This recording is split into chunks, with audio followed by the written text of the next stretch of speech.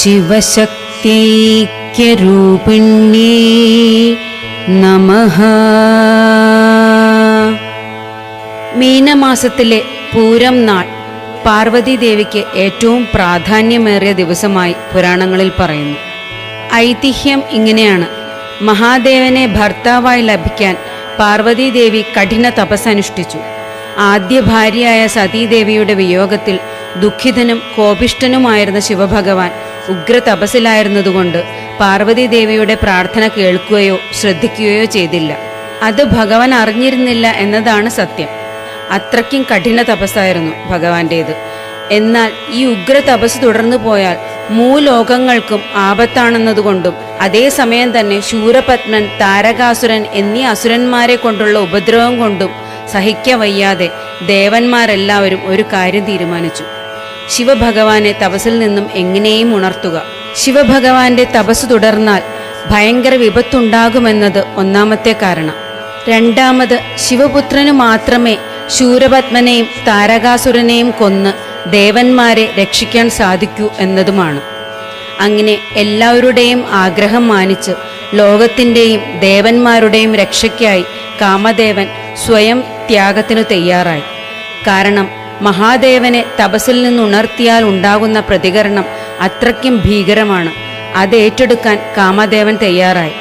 ഭഗവാൻ തപസ്സിൽ നിന്നുണരാനും പാർവതീദേവിയെ പ്രണയിക്കാനും വേണ്ടി കാമദേവൻ കാമബാണം അയക്കുന്നു. അങ്ങനെ മനസ്സിനെ രഞ്ജിപ്പിക്കുന്ന രീതിയിലുള്ള ഒരു അന്തരീക്ഷം സൃഷ്ടിച്ചു. എല്ലാ തരത്തിലും ശിവഭഗവാനെ തപസ്സിൽ നിന്ന് ഉണർത്താനുള്ള ഒരു അവസ്ഥ ഉണ്ടാക്കി തീർത്തു. അതിനോട് സഹകരിച്ച് പാർവതീദേവിയും അതിസുന്ദരിയായി അണിഞ്ഞൊരുങ്ങി ഭഗവാന്റെ തിരുമുമ്പിൽ നിന്നു. കൺതുറന്ന ഭഗവാൻ പാർവതീദേവിയിൽ അനുരക്തനായി ദേവിയെ വിവാഹം ചെയ്യുന്നു. എന്നാൽ പിന്നീട് എല്ലാം തിരിച്ചറിഞ്ഞ ഭഗവാൻ ഉഗ്രകോപത്താൽ തൃക്കൺ തുറന്ന് കാമദേവനെ ദഹിപ്പിക്കുന്നു. എന്നാൽ ലോകത്തിൽ പ്രണയം നിലനിൽക്കേണ്ടത് ഭൂലോകത്തിന്റെ തന്നെ നിലനിൽപ്പിന് അത്യാവശ്യമാണെന്നും മാത്രവുമല്ല, ശൂരപത്മന്റെയും താരകാസുരന്റെയും ഉപദ്രവം സഹിക്കാഞ്ഞ് ദേവന്മാരുടെ അപേക്ഷ മാനിച്ച് കാമദേവൻ ഇങ്ങനൊരു ഉദ്യമത്തിന് മുതിർന്നതാണെന്ന് പാർവതീദേവി ശിവഭഗവാനെ പറഞ്ഞു മനസ്സിലാക്കി. അതുകൊണ്ട് കാമദേവനെ പുനരുജ്ജീവിപ്പിക്കാൻ പാർവതീദേവി ശിവഭഗവാനോട് ആവശ്യപ്പെട്ടു. അങ്ങനെ ശാന്തനായ ഭഗവാൻ കാമദേവനെ പുനരുജ്ജീവിപ്പിക്കുകയും രതീദേവിയുടെ ദുഃഖം മാറ്റുകയും ചെയ്തു. അങ്ങനെ പാർവതീദേവിക്ക് തൻ്റെ നീണ്ട നാൾ തപസ്സിനൊടുവിൽ ശിവഭഗവാനെ ഭർത്താവായി ലഭിക്കുകയും രതീദേവിക്ക് ഭർത്താവിനെ തിരിച്ചു കിട്ടുകയും ചെയ്ത ദിവസമാണ് മീനമാസത്തിലെ പൂരം നാൾ. അന്നേ ദിവസം അതിരാവിലെ കുളിച്ച് ശുഭ്രവസ്ത്രം ധരിച്ച് ഭസ്മവും കുങ്കുമവും ചാർത്തി പഴങ്ങൾ മാത്രം ഭക്ഷിച്ച് വ്രതമെടുക്കുക.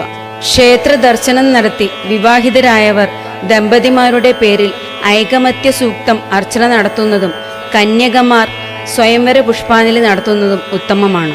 അന്നേ ദിവസം ബ്രാഹ്മമുഹൂർത്തത്തിൽ കുളിച്ച് നിലവിളക്ക് കൊളുത്തി ലളിതാ സഹസ്രനാമം, പാർവതീ വല്ലഭാഷ്ടകം, ഉമാമഹേശ്വര സ്തോത്രം എന്നിവ ജപിക്കേണ്ടതാണ്. മീനത്തിൽ പൂരം നാൾ വ്രതമെടുത്ത് തുടർന്നുള്ള 7 മാസം പൂരം നാൾ വ്രതമെടുക്കുന്നത് ദാമ്പത്യ സുഖത്തിനും ദീർഘമംഗല്യത്തിനും നല്ല ഭർത്താവിനെ ലഭിക്കാനും വളരെ നല്ലതാണ്. സർവമംഗളമംഗല്യേ ശിവേ സർവാർത്ഥ സാധികേ ശരണ്യേ ത്രയംബകേ ഗൗരി നാരായണി നമോസ്തുതേ. ഏവർക്കും ദേവിയുടെ അനുഗ്രഹം ലഭിക്കുമാറാകട്ടെ.